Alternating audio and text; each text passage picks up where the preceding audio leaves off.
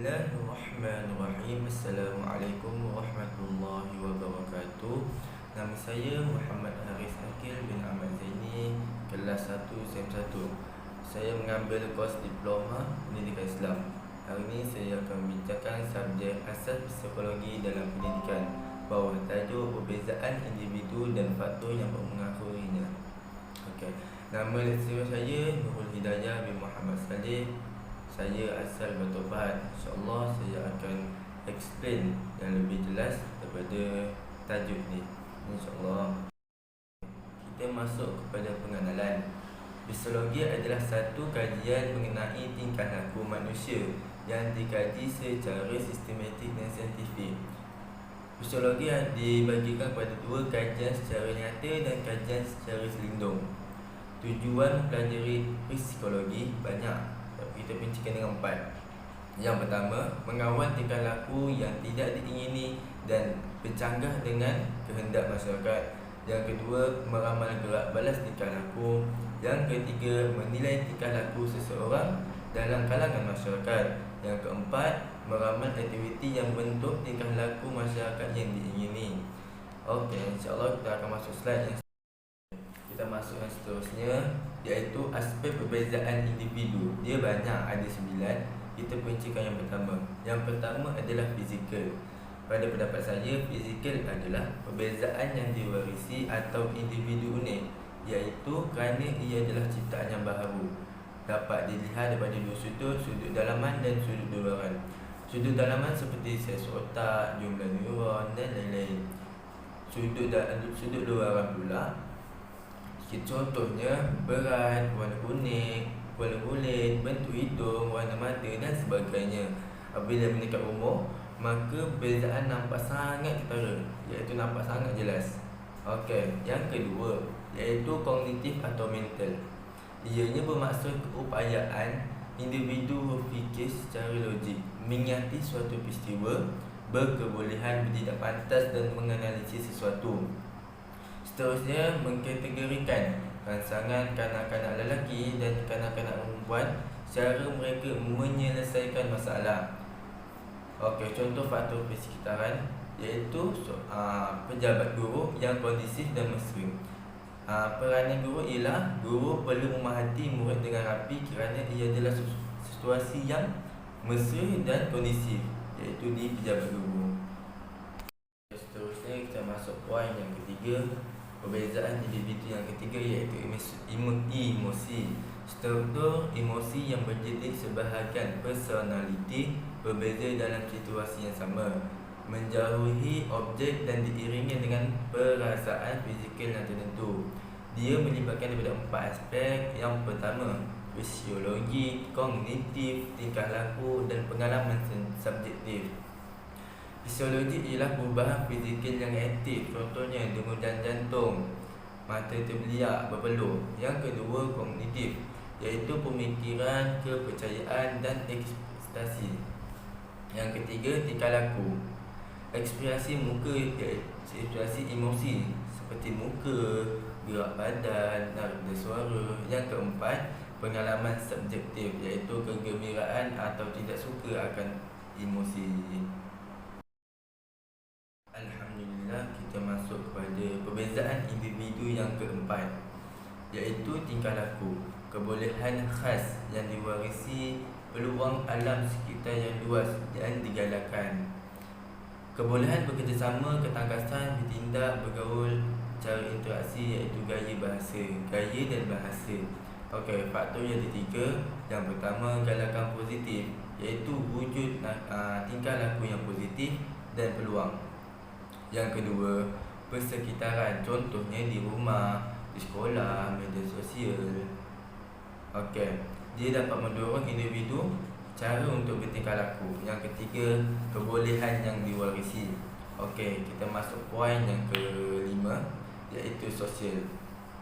Sosial ini menerangkan perbezaan sosial ikut ciri-ciri semula jadi, iaitu seseorang individu sama ada dia pemalu, dia periang, gugup, mengasingkan diri dan sebagainya. Banyak lagi. Cara kehidupan tersendiri termasuk dalam satu keluarga.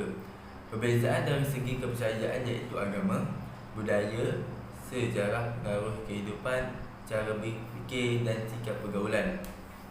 Boleh diilustrasikan dengan ahli masyarakat dan persekitaran. InsyaAllah kita akan masuk slide yang seterusnya, iaitu poin yang ke-6. Seterusnya kita masuk poin yang ke-6, perbezaan individu yang ke-6, iaitu rohani atau nilai.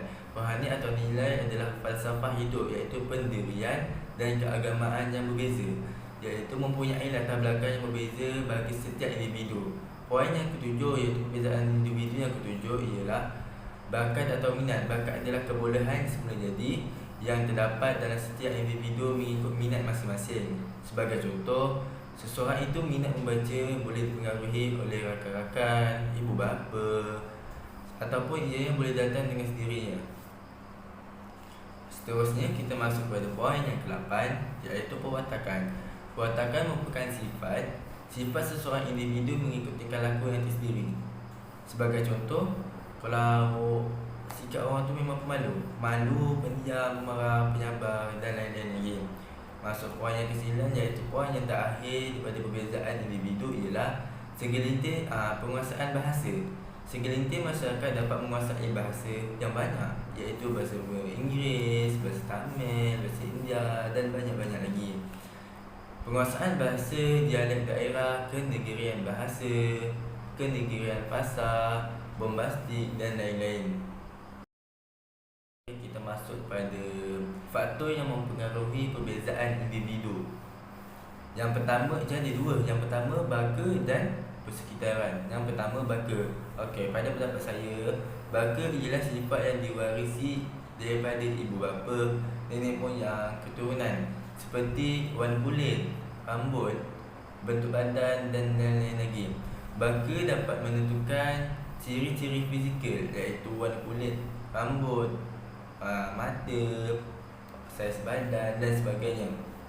Okey, sebagai contoh, ibu bapa yang cerdik dapat melahirkan anak yang cerdik. Dia akan berbalik kepada anak. Okey, perangai kanak-kanak dipengaruhi daripada baka. Okey, kita masuk slide yang seterusnya, iaitu kajian terhadap baka.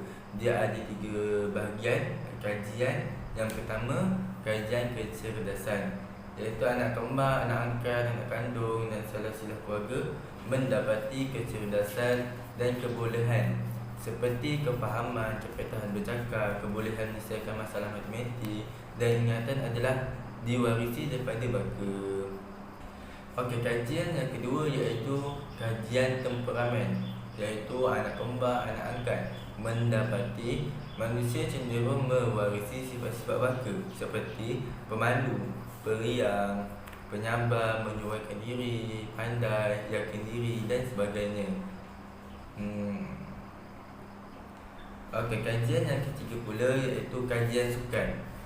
Kajian semasa sains membuktikan bahawa biologi dan keturunan mempunyai kaitan dengan kecemerlangan sukan. Bangsa dan gergaji berkait dengan penguasaan dalam bidang sukan tertentu. Sebagai contoh, semua peserta yang memasuki acara akhir 100 meter laki dalam 5 sukan Olimpik adalah pelari yang berkulit hitam, yang membasuh kulit hitam.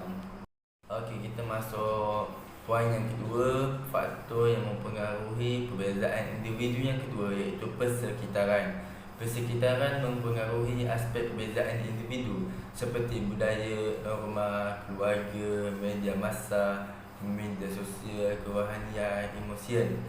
Faktor persekitaran seperti amalan jagaan anak, kesihatan, pemakanan dan kualiti pembelajaran. Sebagai contoh, anak angkat, itu contohkan anak angkat. Kajian mendapati IQ anak angkat sama seperti keluarga anak angkat. 3 gaya pemeliharaan ibu bapa terhadap perbezaan individu ialah ada 3. Yang pertama, authoritarian. Yang kedua, permisif, iaitu dibiarkan. Yang ketiga, autoritatif, iaitu authoritarian tambah permisif. Jadi dua-dua sifat yang pertama, ciri-ciri yang pertama, gaya pertama dan gaya kedua bergabung jadinya autoritatif. Daripada tajuk yang semua kita jelaskan tadi, saya dapat membuat satu rumusan secara terperinci, iaitu manusia dilahirkan dengan kecenderungan masing-masing yang menyebabkan perbezaan individu. Yang kedua, aspek sosial, rohani dan emosi. Perbezaan individu dipengaruhi oleh persekitaran. Yang ketiga, perbezaan individu dipengaruhi oleh berlainan latar belakang, keluarga dan budaya. Aspek fizikal, perbezaan individu diwarisi daripada ibu bapa, datuk dan nenek moyang. Yang kelima, tidak boleh diasingkan faktor baka dan persekitaran kerana masing-masing mempunyai peranannya.